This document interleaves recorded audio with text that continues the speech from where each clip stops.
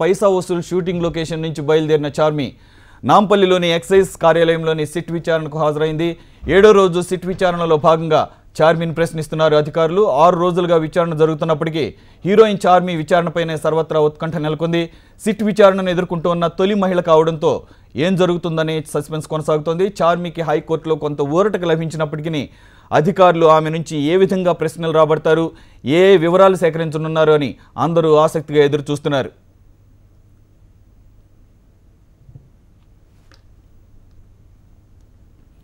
చార్మి విచారణను ఉదయం 10 గంటల నుంచి సాయంత్రం 5 గంటల్లోగా ముగించాలని హైకోర్టు సూచించింది. ఒకవేళ విచారణ పూర్తి కాకపోతే మర్నాడు పిలిచేందుకు కోర్టు సిట్ను అనుమతించింది.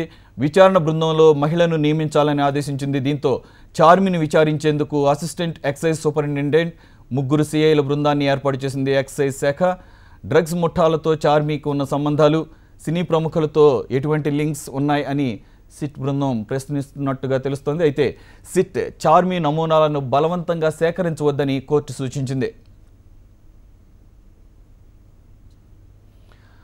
విచారణలో డ్రగ్స్ దందాపై అధికారులు ప్రశ్నల వర్షం కురిపిస్తున్నారు. డ్రగ్స్ కేసులో అరెస్ట్ అయిన ప్రధాన నిందితుడు కెల్విన్తో చార్మికి ఉన్న సంబంధాలపై సిట్ విచారణ జరపనుంది. కెల్విన్తో చార్మికి ఎప్పటి నుంచి పరిచయం ఉంది, అసలు డ్రగ్స్ వాడతారా లేదా, ఎప్పటి నుంచి డ్రగ్స్ తీసుకుంటున్నారు, ఇంకా ఎవరెవరు డ్రగ్స్ తీసుకుంటారు, ఇలాంటి సుమారు 50 ప్రశ్నలతో ఉన్న క్వశ్చన్ పేపర్ను సిద్ధం చేసినట్లుగా తెలుస్తోంది.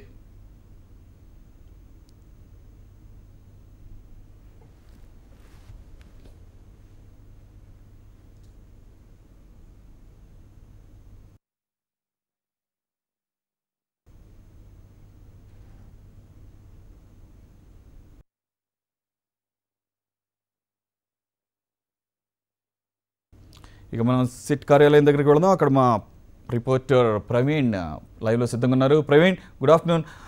విచారణ ఎంతవరకు వచ్చింది? చార్మి విచారణలో సిట్ ఏ ప్రశ్నలు సంధిస్తున్నట్లుగా సమాచారం? అయితే 2 గంటల పాటు విచారణ కొనసాగుతుందని చెప్పుకోవచ్చు. సాయంత్రం 5 గంటల వరకు కూడా విచారించే అవకాశాలు అయితే స్పష్టంగా కనపడుతున్నాయి.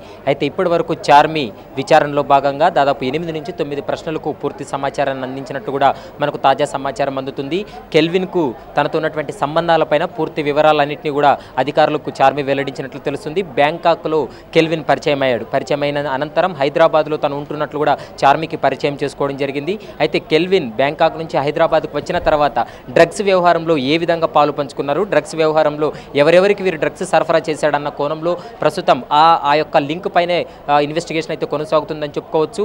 అయితే ఏదైతే ఇండస్ట్రీలో ఉన్నటువంటి కొద్దిమంది పెద్దలకు కావచ్చు, కొద్దిమంది సినీ ప్రముఖులకు కెల్విన్ను స్వయంగా చార్మినే పరిచయం చేసినట్లు కూడా ఆరోపణలు వినపడుతున్నాయి. ఆ ఆరోపణలకు సంబంధించిన విషయంలో దాదాపు 3 నుంచి 4 క్వశ్చన్లు కూడా ప్రశ్నించడం జరిగింది. దానికి సంబంధించినటువంటి పూర్తి వివరాలన్నింటినీ కూడా ఏదైతే సిట్టు ముందు కూడా చార్మి చెప్పడం జరిగింది. అయితే ప్రధానంగా కెల్విన్తో పాటు బ్రెండన్ బేర్ తర్వాత ఇతర ముఠా సభ్యులు ఎవరైతే ఉన్నారో వారందరి యొక్క పరిచయాలు కూడా ఒకరి నుంచి ఒకరికి లింక్ సిస్టమ్ ద్వారా పరిచయం ఏర్పడినట్లు కూడా తను చార్మి వెల్లడించడం జరిగింది. నాకు ప్రధాన నిందితుడు ఎవడైతే కెల్విన్ ఉన్నాడో కెల్విన్తో ఒక్కటే నాకు సంబంధాలు ఉన్నాయి. అయితే ఈ డ్రగ్స్ వ్యవహారంకి నాకు ఎటువంటి విధంగా సంబంధం లేదు. అయితే ఒక ఈవెంట్ ఏర్పాటు చేసినప్పుడు ఒక ఈవెంట్ ఆర్గనైజర్గా పనిచేశాడు. ఆ ఆర్గనైజర్గా పనిచేసినటువంటి సమయంలోనే తనకు పరిచయం ఏర్పడింది బ్యాంకాక్లో అనేది కూడా సిట్టు ముందు తను ఒప్పుకోవడం జరిగింది. అయితే హైదరాబాద్కు వచ్చిన తర్వాత కూడా తను నా మొబైల్ నెంబర్ తీసుకొని తను తరచు నాతో మాట్లాడేవాడు. ఏవైనా ఈవెంట్స్ ఉన్నట్లయితే ఖచ్చితంగా తమకే అప్పగించాలంటూ కూడా తను చెప్పినట్లు కూడా ఏదైతే చార్మి కూడా విచారణలో వెల్లడించడం జరిగింది. కెల్విన్తో పాటు ఎవరైతే బ్రెండన్ బేర్ ఉన్నాడు, ఇతను ప్రధానంగా కొన్ని ఈవెంట్లు కూడా హైదరాబాద్లోని శివారు ప్రాంతాల్లో నల్గొండ, తర్వాత మెదక్ జిల్లా హైదరాబాద్ ప్రాంతంలో కొన్ని శివారు ప్రాంతాల్లో ఈయన ఈవెంట్లు నిర్వహిస్తుంటాడు. ఈ ఈవెంట్ల సమయంలో ఎవరైనా సినీ ప్రముఖులు ఎవరైనా ఈవెంట్లు నిర్వహించే సమయంలో ఖచ్చితంగా తమకే ఆ కాంట్రాక్ట్ అప్పగించాలనేది కూడా తను చార్మిని కోరినట్లు కూడా తెలుస్తుంది. ఆ సమయంలోనే చార్మి కొన్ని ఈవెంట్లు కూడా అప్పగించినట్లు కూడా మనకు తాజా సమాచారం అందుతుంది. ఆ ఈవెంట్లు ఏం జరిగింది, అసలు ఈవెంట్లు నడుస్తున్నటువంటి క్రమంలో సినీ ప్రముఖులు, తర్వాత రాజకీయ నేతల కుమారులు, ఇంజనీరింగ్ విద్యార్థులు, మరికొద్ది మంది బిజినెస్ సంబంధించినటువంటి ఎవరైతే వ్యక్తులు ఉన్నారో వారందరూ ఈవెంట్లో పాల్గొన్న సమయంలో కెల్విన్ ఈవెంట్ ముసుగులో ఎంతవరకు డ్రగ్స్ను అమ్మకాలు చేశాడనే విషయాలపైన కూడా కొద్ది వరకు క్లారిటీ వచ్చినట్లు తెలుస్తుంది. ఈ క్లారిటీ ఆధారంగా చేసుకొని పూర్తి స్థాయిలో మరికొన్ని ప్రశ్నలు కూడా రెడీ చేయడం జరిగింది. ఆ ప్రశ్నలు ప్రస్తుతం ఇన్వెస్టిగేషన్లో కూడా అడుగుతున్నట్లు మనకు తాజా సమాచారం అందుతుంది. ప్రధానంగా పోకిరి సినిమాలో కావచ్చు, లేదంటే జ్యోతిలక్ష్మి సినిమా షూటింగ్ జరుగుతున్నటువంటి సమయంలో కెల్విన్నే ప్రధానంగా అక్కడ జ్యోతిలక్ష్మి షూటింగ్ స్టార్టింగ్ నుంచి ఎండింగ్ వరకు తను అక్కడే ఉండి చూసేవాడని. అయితే ఈ షూటింగ్ జరుగుతున్నటువంటి సమయంలో కొద్దిమంది సహనటులకు కూడా తను డ్రగ్స్ సరఫరా చేశాడని ఆరోపణలు వినపడుతున్నాయి. దీనికి సంబంధించినటువంటి పూర్తి ఆధారాలన్నీ మాతో ఉన్నాయి. ఒకవేళ మీరు చెప్పినట్లయితే ఈ ఆధారాలు అయితే చూపించము, ఒకవేళ మీరు ఈ విషయాలన్నింటినీ కూడా గోప్యంగా ఉంచినట్లయితే ఖచ్చితంగా ఆధారాలతో ప్రశ్నిస్తామంటూ కూడా ఆమెను కొద్ది వరకు హెచ్చరించినట్లు తెలుస్తుంది. ఈ విషయం పైన నాకు ఎటువంటి విధంగా సంబంధం లేదు. జ్యోతిలక్ష్మి ఆడియో ఫంక్షన్కి కెల్విన్ వచ్చాడనే అంశం పైన మాత్రము నేను మీడియాలో వచ్చినటువంటి కథనాలు చూసి నేను చెప్తున్నాను కాబట్టి మీడియాలో వచ్చినటువంటి కథనాలు మాత్రము అబద్ధం అనేది కూడా ఆమె చెప్తుంది. కానీ ఆడియో ఫంక్షన్ కెల్విన్ వచ్చాడా, వచ్చిన తర్వాత ఏదైతే సెల్ఫీలు దిగారనే ఆరోపణలు వినపడుతున్నాయి, ఆ సెల్ఫీ వీడియోలు సిట్ దగ్గర ఉన్నాయా అనేది మాత్రం ఇప్పటి వరకు సిట్ అధికారులు మాత్రం నోరు విప్పడం లేదు. ఇన్వెస్టిగేషన్లో మాత్రము నిజంగా ఆ ఫోటోలు ఉన్నట్లయితే ఇన్వెస్టిగేషన్లో ఆ ఫోటోలు చూపించి మరికొద్దిసేపు చార్మిని విచారించే అవకాశాలు అయితే కనపడుతున్నాయి. అయితే ఇప్పటికే పూరి జగన్నాథ్తో చార్మికి ఉన్నటువంటి సంబంధాలు ఏంటి? ఎందుకంటే పూరి జగన్నాథ్ ఎన్ని సంవత్సరాలుగా చార్మికి తెలుసు. అయితే పూరి జగన్నాథ్ బ్యాంకాక్ తరచూ వెళ్తుంటాడు. ఆ సమయంలో చార్మి కూడా ఎందుకు వెళ్ళింది, అక్కడ కొద్దిమంది ఎవరైతే డ్రగ్స్ ముఠాలతో ఎలాంటి సంబంధాలు ఏర్పాటు చేసుకుంది, అక్కడికి వచ్చి ఏదైతే బ్యాంకాక్ నుంచి హైదరాబాద్కు వచ్చిన తర్వాత ఆ డ్రగ్స్ని ఎవరెవరికి అమ్మకాలు చేశారు, ఏ రేవ్ పార్టీలకు అమ్మకాలు చేశారు, ప్రధానంగా ఒక సినీ నటుడు పబ్బులో కూడా ఈ డ్రగ్స్ను విక్రయిస్తున్నారనే ఆరోపణలు వినపడుతున్నాయి. ఇప్పటికే నవదీప్ను కూడా విచారించడం జరిగింది. నవదీప్ ఇచ్చినటువంటి వాంగ్మూలము, ఈమె చెప్తున్నటువంటి వాంగ్మూలం ఈ రెండు ట్రేస్ అవుతాయా లేదా, ఈ విషయాలన్నిటిపైన కూడా పూర్తి స్థాయిలో కూడా విచారణ కొనసాగుతుంది. సాయంత్రం 5 గంటల వరకు కూడా ఈ విచారణ కొనసాగుతుందని చెప్పుకోవచ్చు. ఎందుకంటే ఇప్పటికే దాదాపు 40 నుంచి 50 ప్రశ్నలు ఇప్పటికే సిద్ధం చేసుకోవడం జరిగింది. ప్రస్తుతం మహిళా అధికారులకు ఒక 2-3 ప్రశ్నల్లో కొద్ది వరకు వారికి అనుమానం వ్యక్తం చేయడంతో వెంటనే ఇక్కడ ఉన్నటువంటి సిట్ అధికారి శ్రీనివాసరావును కూడా అడగడం తెలిసింది. ఆయన కూడా ప్రత్యక్షంగా ఇన్వెస్టిగేషన్లో పాల్గొని ఈ ప్రశ్నకు సంబంధించినటువంటి ఆధారాలు కూడా తను చూపించి ఆ విషయాలన్నిటిపైన వాంగ్మూలాన్ని తీసుకున్నట్లు కూడా మనకు తాజా సమాచారం అందుతుంది. ఏదేమైనప్పటికీ ఈ కేసులో మాత్రము చార్మి అనే ఒక వ్యక్తి ఏదైతే తను ఈ చార్మి అనే వ్యక్తి మాత్రము నిందితురాలుగా అయితే పేర్కొనలేరు, కానీ ఖచ్చితంగా సాక్షిరాలుగా పేర్కొనే అవకాశం అయితే ఉంది. ఎందుకంటే తాను ఇచ్చినటువంటి సాక్ష్యం ఆధారంగానే కెల్విన్ కావచ్చు, కెల్విన్ ముఠాకు ఖచ్చితంగా న్యాయస్థానంలో తగిన శిక్ష పడే అవకాశం ఉంది. ఇప్పటికే రాష్ట్ర ప్రభుత్వానికి కూడా ఈ విషయం పైన ఒక నివేదిక ఇప్పటికే ఏదైతే ఎక్సైజ్ అండ్ ఎన్ఫోర్స్మెంట్ తర్వాత సిట్ అధికారులు కూడా నివేదిక సమర్పించారు. ఆ నివేదికలో ఎవరెవరి పేర్లు ఉన్నాయి, కెల్విన్ అనే వ్యక్తి ఎంతమందిని లింక్ చేసుకొని ఈ వ్యవహారం అంతా నడిపాడు, వాట్సాప్ మెసేజ్లు కావచ్చు, టెక్నికల్ ఎవిడెన్స్ కావచ్చు, ఫోటోస్, వీడియోస్, వీటన్నిటిపైన మేము ఎంక్వైరీ చేసామని ఒక నివేదికను తయారు చేసి నిన్న సిఎస్ కూడా ఫార్వర్డ్ చేసినట్లు తెలుస్తుంది. దీనిపైన రాష్ట్ర ప్రభుత్వం కూడా సీరియస్గా దృష్టి సాధించింది.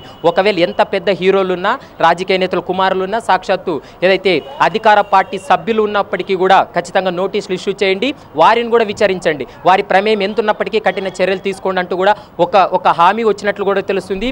2-3 రోజుల్లో కీలక పరిణామాలు కూడా చోటు చేసుకునే అవకాశం ఉంది. ఎందుకంటే రేపు రవితేజ హాజరైన తర్వాత కూడా మరికొన్ని విషయాలు బయటకు వచ్చే అవకాశం ఉంది.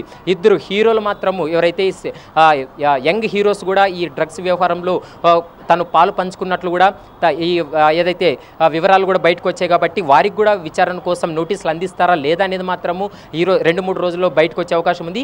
ఇంకొక విషయం, ఆసక్తికరమైనటువంటి విషయం కూడా బయటపడింది. సినీ ప్రముఖులతో పాటు కొద్దిమంది సీరియల్ యాక్టర్లు కూడా డ్రగ్స్ని సేవించారు. అందులో ఎక్కువ మంది ఆడవాళ్లే ఉన్నట్లు కూడా తెలుస్తుంది. వారికి కూడా నోటీసులు రంగం సిద్ధం చేసినట్లు తెలుస్తుంది. 2-3 రోజుల్లో కీలక పరిణామాలు చోటు చేసుకుంటున్నాయి. సెకండ్ లిస్టు కూడా ఇష్యూ చేయడానికి ఇప్పటికే ఎన్ఫోర్స్మెంట్ అండ్ సిట్ అధికారులు మాత్రం రెడీ అయ్యారని చెప్పుకోవచ్చు. 2-3 రోజుల్లో వారికి నోటీసులు ఇచ్చిన తర్వాత 160 CRPC కింద వారిని నోటీసులు ఇచ్చి వారిని ప్రస్తుతం విచారణ చేస్తారు.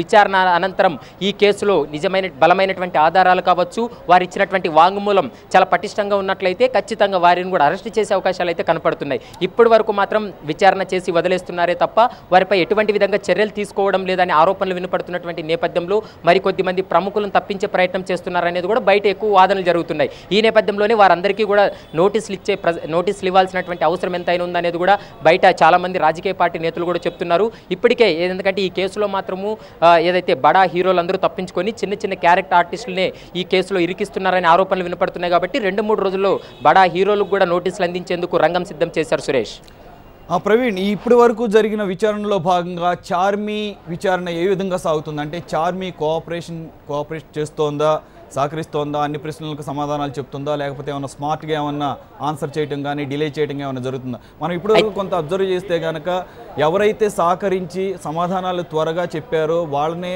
తక్కువ సమయం విచారించి ముందే ఇంటికి పంపించేసిన పరిస్థితి కొంత మనం చూడటం జరిగింది. కోర్స్ ఇది కంప్లీట్గా ఫ్యాక్ట్ కాకపోయి ఉండొచ్చు. అయితే ఎవరైతే సమాధానాలు దాటవేయటం, సమాధానాలు లేట్గా చెప్పడం, డిలే చేయటం ఆ సందర్భాల్లోనే సిట్ అధికారులు ఎక్కువ టైం తీసుకొని వాళ్ళకి కావాల్సిన సమాధానం రాబట్టుకునే వరకు వెయిట్ చేయటం, దాని మూలంగా టైం ఎక్స్టెండ్ అవడం జరిగిన సందర్భం చూసాం. చార్మి పరిస్థితుల కేసులో ఏం జరుగుతుంది ప్రస్తుతం వరకు జరిగిన డెవలప్మెంట్ చూస్తే కనుక?